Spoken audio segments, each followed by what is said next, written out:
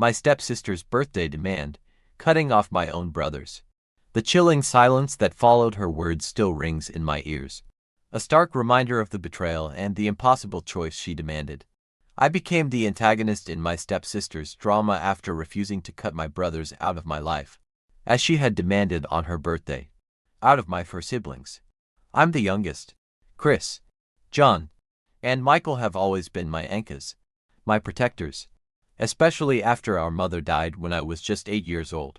From movie nights with my brothers to father-daughter date nights with my dad, they filled the void, ensuring I never felt completely alone. Then, last year, my father married Melissa, and she moved in with her daughter, Ashley. I immediately felt a coldness from Ashley, an unspoken animosity that puzzled and hurt me. She'd engage in conversations with my brothers and father, but with me, it was always a brisk response before she turned away. After weeks of fruitless attempts to connect, I gave up, chalking it up to some unknown reason, but maintaining a facade of civility. My brothers, however, had their own conflicting feelings about her. She'd insist on joining our movie nights, even when none of us were particularly keen. And then there was the constant and welcome physical affection she showered on my brothers, making them uneasy and uncomfortable. Chris even had to explicitly tell her to back off because she was being too touchy. Then came my 18th birthday, a low-key affair filled with genuine joy and amazing gifts. The very next day, Ashley cornered me, her voice dripping with resentment, complaining that it was unfair that my birthday presents from my brothers were superior to the $200 gift cards they'd given her the previous June. My brothers barely knew her then, so gift cards seemed like a polite, reasonable choice. They went all out for me, a personalized planner filled with quotes and messages, a signed copy of my favorite book series, and a custom-made necklace. Then came the bombshell. Ashley burst into tears, declaring, "You always get everything, and I get nothing." She demanded that I stop spending time with my brothers so that they would pay her more attention. She actually demanded that I inform them that, since she was their sister now, they should treat her exactly the same way they treated me. I refused, telling her I wouldn't force my brothers to do anything against their will. That's when she lost it.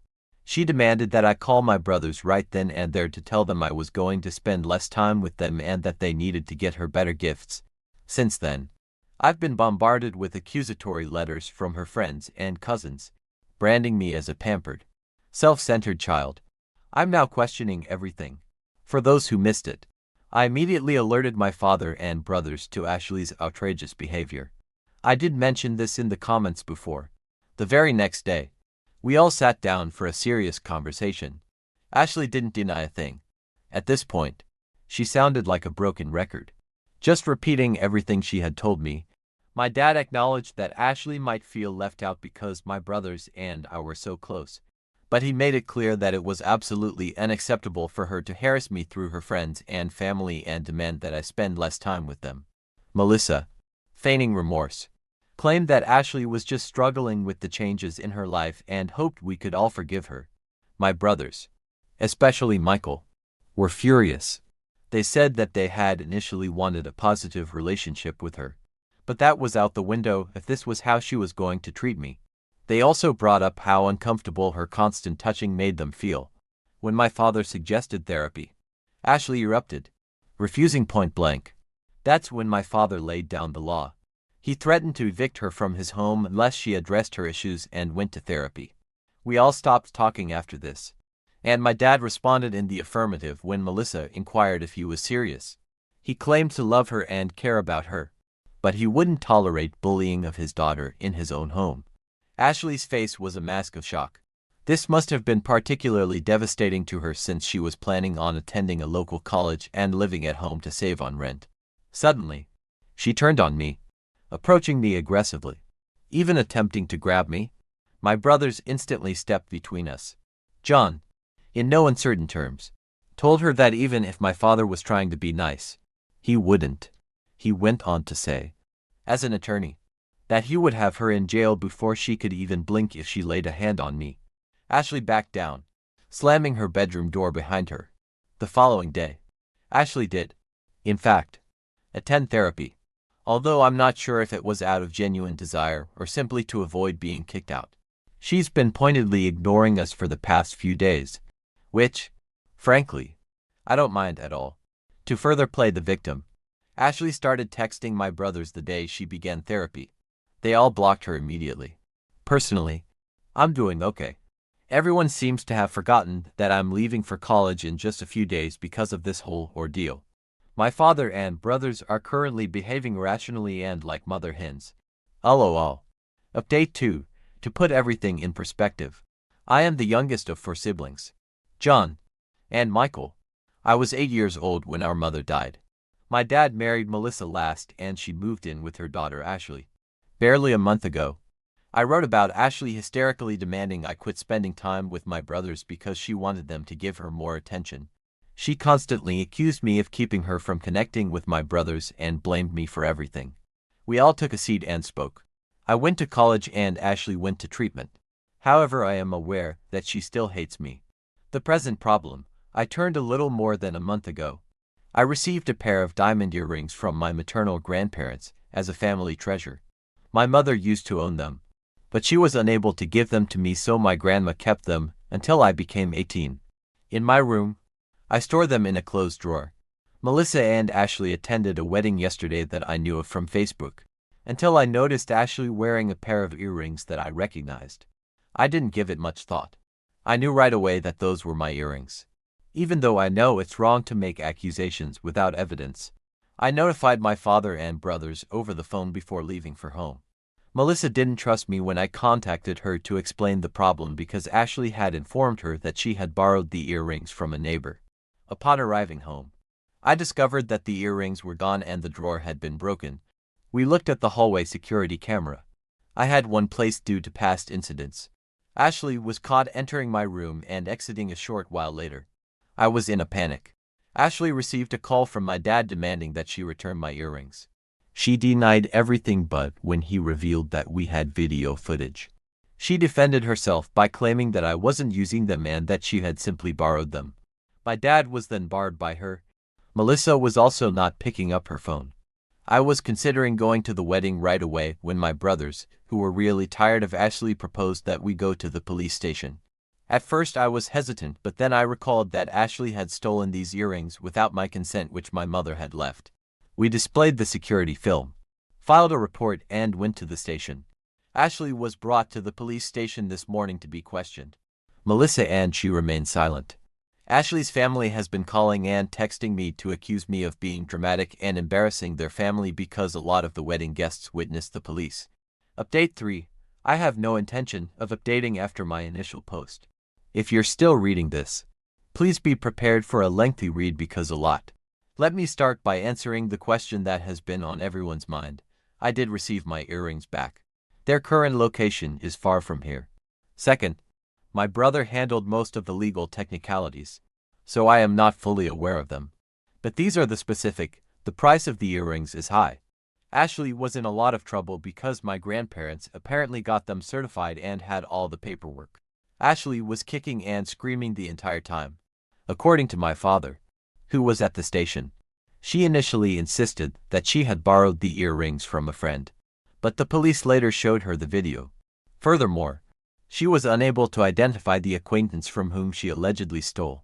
To exacerbate the situation, she was carrying the earrings in a customized engraved, as my father related. Ashley reportedly attempted to flee while the authorities. These were speaking to her and even bit the officer who attempted to stop her. She was consequently forced to stay the night in the holding cell at the station until she made a. Admittedly, I found this to be quite entertaining. Yes, it's wrong to make fun of other people's poor luck, but I'm just a human. My dad's wife, Melissa, disappointment in all of us. She acknowledged that Ashley's actions were in a gray area, but she claimed we could have waited for her to return and avoided making things more serious. She halted the call and stopped answering her phone that evening when my oldest brother asked her why she didn't want the situation to get out of despite her inability to respond. She insisted that we make considerations for her. Melissa went on to say that diamonds should be worn rather than kept in a drawer and that Ashley looked lovely in the earrings. This makes me think that she was aware Ashley had stolen my earrings from the beginning and just allowed it to happen. Unfortunately, I can't demonstrate. Melissa and my dad are divorcing. I hope this is resolved quickly because I don't think she's is receiving much because they have a prenuptial agreement. Ashley Play on the other hand and has been sending me nasty messages, although I don't read the messages. I haven't, since we all think she would try to get in touch with us again. We want to use this as proof for a restraining order against her. They have left the house as of right now. Melissa is still pleading with my dad to change his mind. Dad stated that his children must always come first and that he cannot allow a thief to live in his home. He believes that Ashley is a threat to my brothers. My brothers and I have blocked Melissa after she attempted to get in touch with. I genuinely hope that this whole situation is ending because it has turned into quite a spectacle. I hope this is my final post on this site. I sincerely appreciate all of the people who have messaged and left comments inquiring about my well-being. Thank you so much for all of the best wishes and advice. I really appreciate it.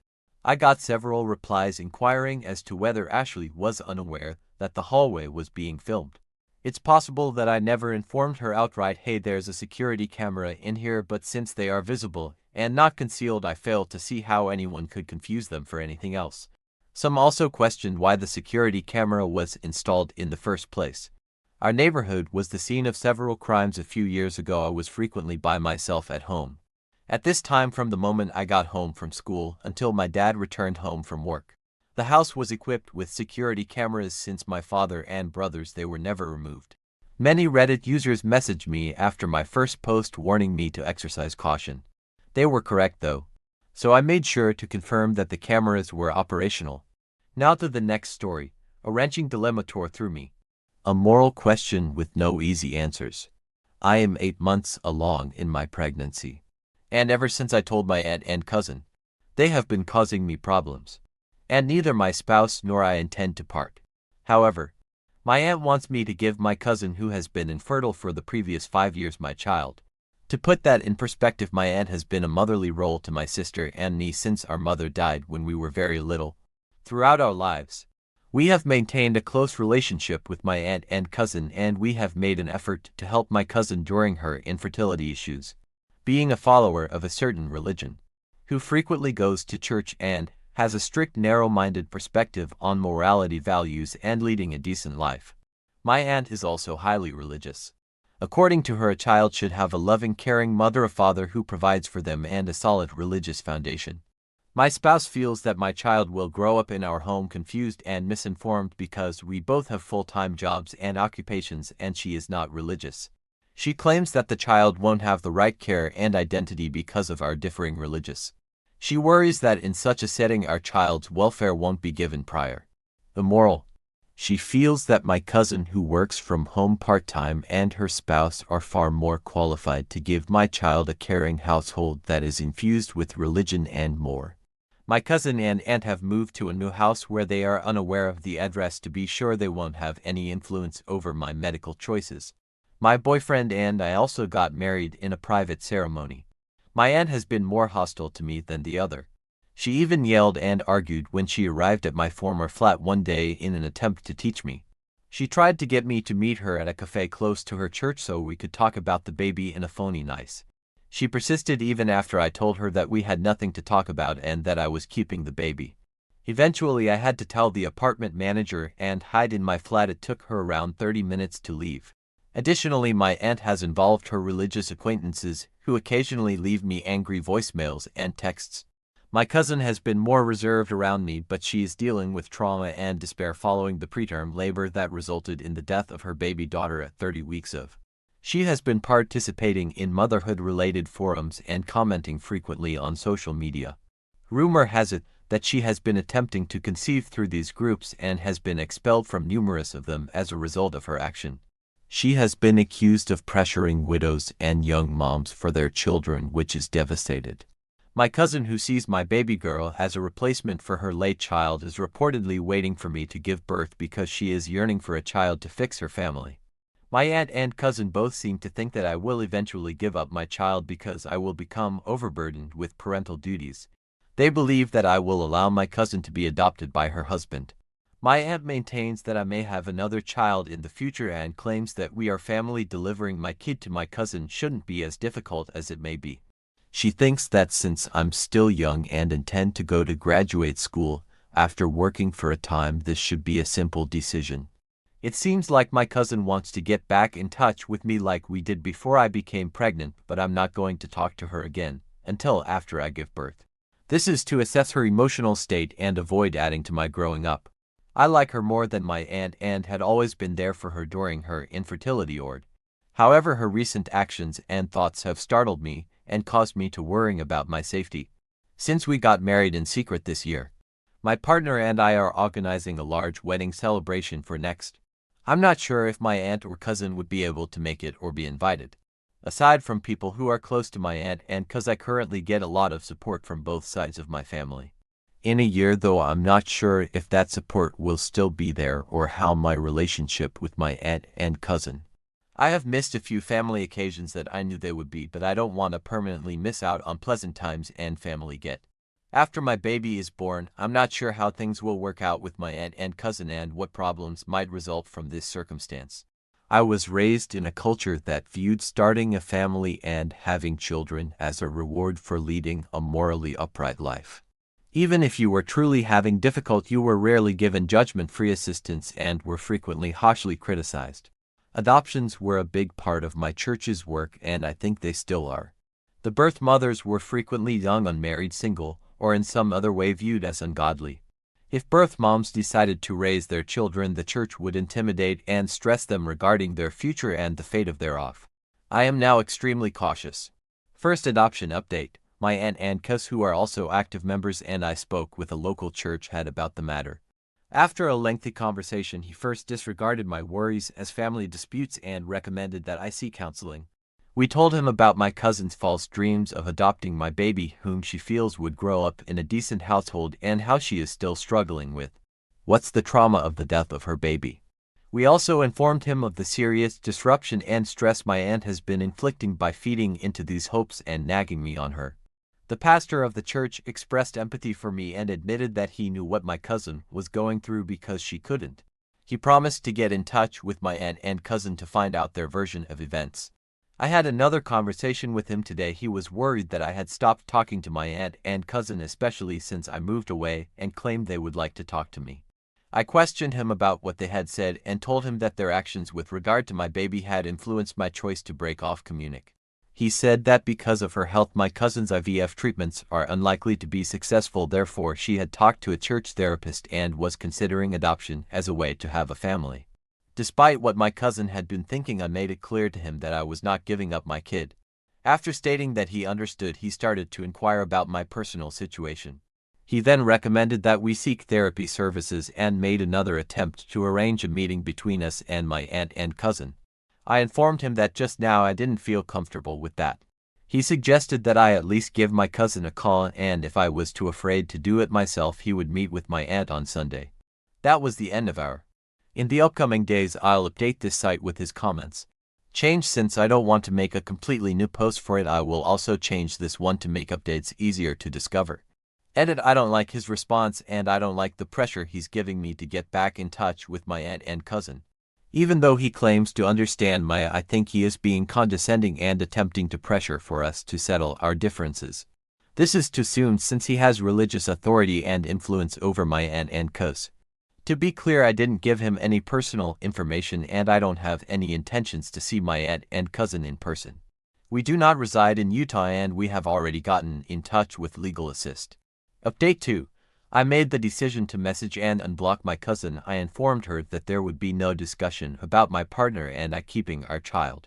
I made it plain that I don't feel comfortable with her, urged her to get good therapy if she hasn't already.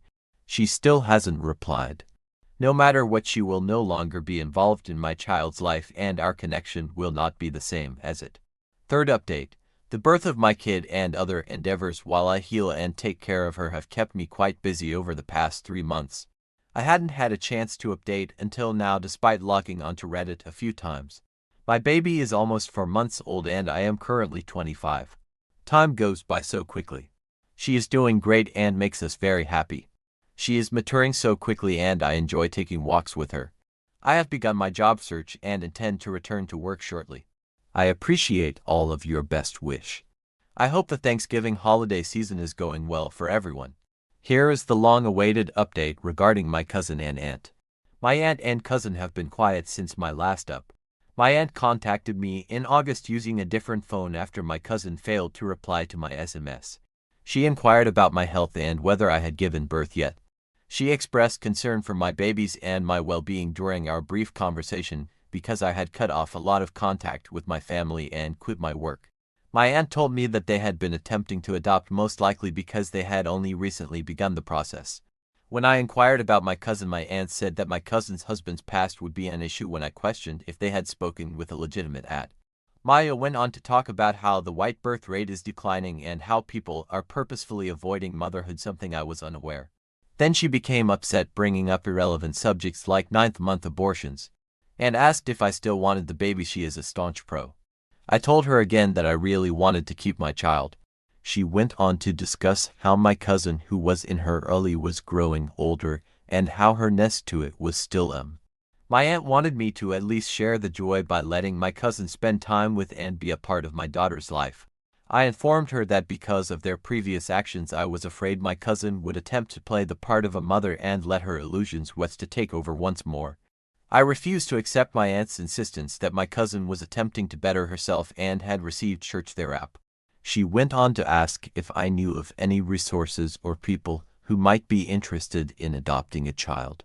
I informed her that I didn't and suggested that my cousin and her spouse exercise caution and patience while they prepare to become parents. Given that everyone around them is hitting motherhood mile, it was for my cousin and her husband to have children, not just because they deserve them. She pushed me on when I might have my next child and changed the topic to my future family plans. After this surprise pregnancy, my aunt informed me that family planning was crucial, and asked if she and my cousin might be involved the next time. I became weary of the talk as the call continued and her typical behavior became more noticeable. Thank goodness I like that my sister is there to inform me of any updates pertaining to my former church as well as what's going on with my aunt, cousin, and other family issues. Her lack of children and her tense relationships with my sister and myself might make play curfew extremely since many of their local alternatives have closed. My cousin and her husband are also looking into the possibilities finding an IVF doctor overseas in the hopes of a mirror. If you have any questions concerning parenting, Mormonism, my family, etc., please contact me. She must not be as excited about us as she once was. Thank you for watching. If you haven't subscribed yet, please do so and hit the notification bell to stay updated with more shocking real-life stories happening around you. Given everything you've just heard, I'm left wondering, did I handle these incredibly difficult family situations correctly? Your opinions, your insights, they matter to me. I'm eager to hear what you think about how I navigated the demands of my stepsister, the theft of my earrings, and the disturbing requests surrounding my pregnancy. Please share your thoughts, your advice, your honest perspectives.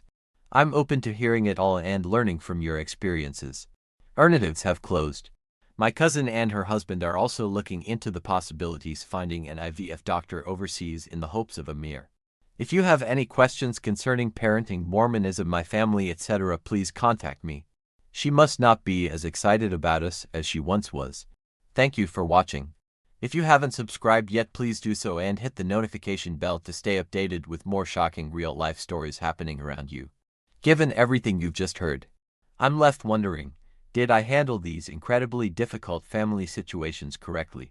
Your opinions, your insights, they matter to me. I'm eager to hear what you think about how I navigated the demands of my stepsister, the theft of my earrings, and the disturbing requests surrounding my pregnancy. Please share your thoughts, your advice, your honest perspectives. I'm open to hearing it all and learning from your experiences.